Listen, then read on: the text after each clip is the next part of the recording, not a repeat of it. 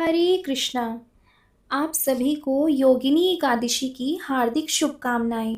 आज के इस वीडियो में आप सुनेंगे योगिनी एकादशी की व्रत कथा। आषाढ़ मास के कृष्ण पक्ष में पड़ने वाली एकादशी को योगिनी एकादशी कहते हैं।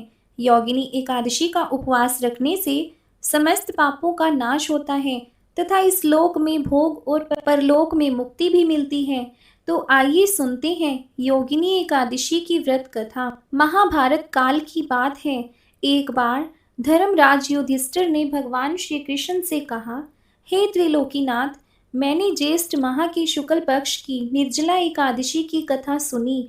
अब आप कृपा करके आषाढ़ माह के कृष्ण पक्ष की एकादशी की कथा सुनाइए। इस एकादशी का क्या नाम है तथा इसका क्या महात्म्य है, आप मुझे विस्तार पूर्वक बताइए। श्री कृष्ण ने कहा, हे पांडु पुत्र, आषाढ़ माह के कृष्ण पक्ष की एकादशी का नाम योगिनी एकादशी है। इसके व्रत से सभी पाप नष्ट हो जाते हैं। यह व्रत इस लोक में भोग तथा परलोक में मुक्ति देने वाला है। हे राजन, यह एकादशी तीनों लोकों में प्रसिद्ध है। इसके व्रत से सभी पाप नष्ट हो जाते हैं। तुम्हें मैं पुराण में कही हुई कथा सुनाता हूँ, ध्यान पूर्वक सुनो। कुबेर नाम का एक राजा अलकापुरी नगरी में राज्य करता था। वह शिव भक्त था। हेममाली नामक एक यक्ष उनका सेवक था, जो पूजा के लिए फूल लाया करता था। हेममाली की विशालाक्षी नाम की अति सुंदर स्त्री थी।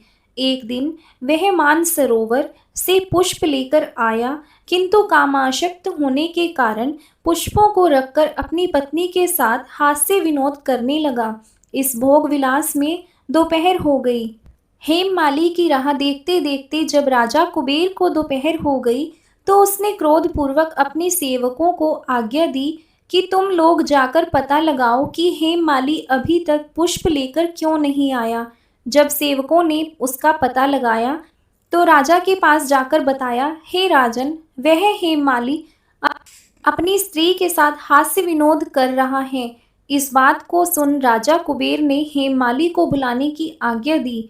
डर से कांपता हुआ हेममाली राजा के सामने उपस्थित हुआ। उसे देखकर कुबेर को अत्यंत क्रोध आया। राजा ने अति क्रोध भरे स्वर में कहा, तूने मेरे परम पूजनीय देवों के देव भगवान भोलेनाथ का अपमान किया है। मैं तुझे श्राप देता हूँ कि तू स्त्री के वियोग में तड़पे और मृत्युलोक में जाकर कोढ़ी का जीवन व्यतीत करे। कुबेर के श्राप से वह उसी क्षण स्वर्ग से पृथ्वी पर आ गिरा और कोढ़ी हो गया। उसकी स्त्री भी उससे बिछड़ गई। मृत्युलोक में आकर उसने अनेक भयंकर कष्ट भोगे, किंतु शिवजी की कृपा से उसकी बुद्धि मलिन न हुई और उसे पूर्व जन्म की भी सुध रही। अनेक कष्टों को भोगता हुआ तथा अपने पूर्व जन्म के कुकर्मों को याद करता हुआ वह हिमालय पर्वत की तरफ चल पड़ा। चलते चलते वह मार्कंडेय ऋषि के आश्रम में पहुंचा। वह ऋषि अत्यंत वृद्ध तपस्वी थे। ऋषि को देखकर हेममाली वहां गया और उन्हें प्रणाम करके उनके चरणों में गिर पड़ा।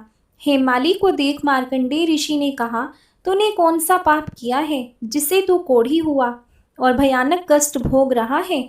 महर्षि की बात सुनकर हेममाली बोला, हे मुनि श्रेष्ठ, मैं राजा कुबेर का सेवक था। मेरा नाम हेममाली है। मैं प्रतिदिन मानसरोवर से फूल लाकर शिव पूजा के समय कुबेर को दिया करता था। एक दिन पत्नी के साथ हास्य विनोद करते हुए मुझे समय का ज्ञान ही नहीं रहा और दोपहर तक पुष्प ना पहुंचा सका।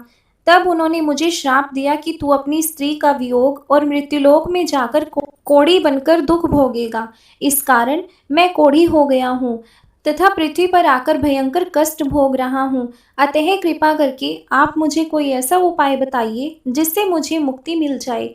मार्कंडेय ऋषि ने कहा, हेममाली, तूने मेरे सम्मुख सत्य वचन कहे हैं, इसलिए मैं तेरे उद्धार के लिए एक व्रत बताता हूँ।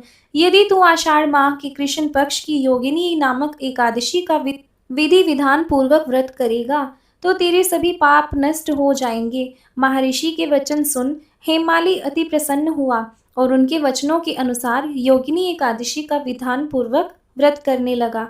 इस व्रत के प्रभाव से वह अपने पुराने स्वरूप में आ गया और अपनी स्त्री के साथ सुखपूर्वक रहने लगा। भगवान श्री कृष्ण ने कहा, हे राजन, इस योगिनी एकादशी की कथा का फल 88,000 ब्राह्मणों को भोजन कराने के बराबर मिलता है। इसके व्रत से सभी पाप नष्ट हो जाते हैं और अंत में मोक्ष प्राप्त करके प्राणी स्वर्ग का अधिकारी बनता है। यदि आपको यह योगिनी एकादशी की व्रत कथा अच्छी लगी हो तो कमेंट बॉक्स में ओम नमो भगवते वासुदेवाय जरूर लिखें। जय श्री कृष्ण।